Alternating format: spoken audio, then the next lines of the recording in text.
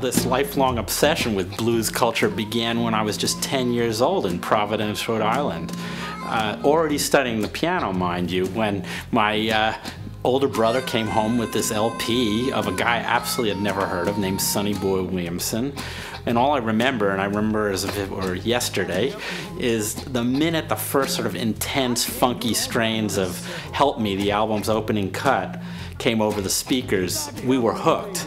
And from that moment on, my brother and I began this sort of unspoken quest to learn everything we could about the blues, and I'm talking about from field hollers all the way up to funk. This whole bonding experience for us kind of culminated 30 years later when the two of us made this road trip down to Sonny Boy's homeland, the Mississippi Delta region, where we, took in all kinds of performances. Like we saw the late Junior Kimbrough at his own roadside juke joint, which is unfortunately now since burned to the ground. And then we saw this incredibly hip blues band dressed up as if they were playing the Checkerboard Lounge in Chicago, except that they were playing for a bunch of old farmers in their tattered work clothes just off the cotton fields nearby in a one-room grocery store in Bobo, Mississippi.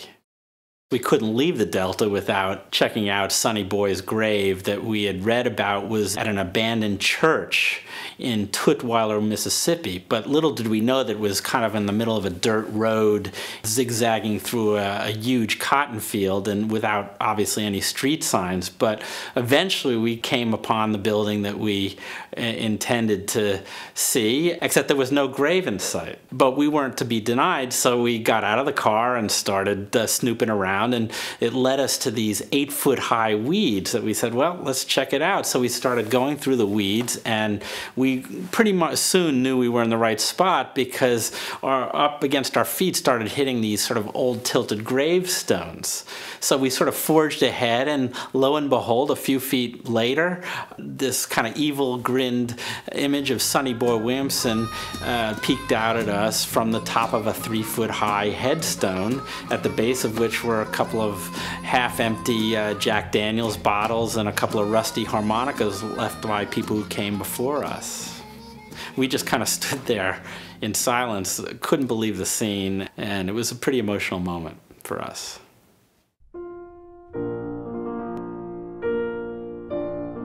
I got a tip that this guy named Thomas Wiggins was buried in 1908 at this cemetery called the Evergreen Cemetery, literally 15 minutes drive from my apartment in Brooklyn, New York. So I drove out there one day, and this Evergreens employee was nice enough to meet me at the base of the Pleasant Hill area of the cemetery and act as my guide. And he got out of the car and unscrolled this huge map of the area, and I followed him on his search, and he'd go to the right and I'd go with him, and he'd go to the left and I'd follow him, and he'd go up the hill, and I was right behind the whole time. And then at the top of the hill he stopped all of a sudden, and he took a moment to get his bearings, and then he looked at me and pointed down to this bare headstoneless patch of dirt at our feet and said, "This is it. Pleasant Hill Section D." And I said, "That's it?" And there was absolutely nothing to see except dirt. And he said, "Well, what do you expect?" And I think he was a little annoyed that I was so disappointed after all his help. Well, what I didn't tell him was that under there were the remains of the first black superstar performer in America, the Georgia slave sensation Blind Tom, who I was about to record, and who at that very moment I began to view as a precursor to Sonny Boy Williamson and the bluesmen that came later.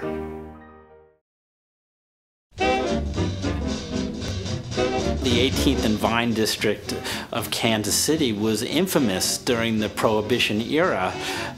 It was a completely wide open town with, girls galore and booze flowing and gambling and prostitution completely unchecked by the authorities.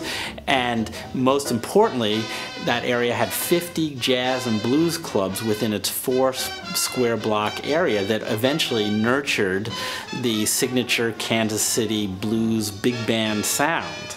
Of people like Count Basie and Big Joe Turner and Jay McShann, among others.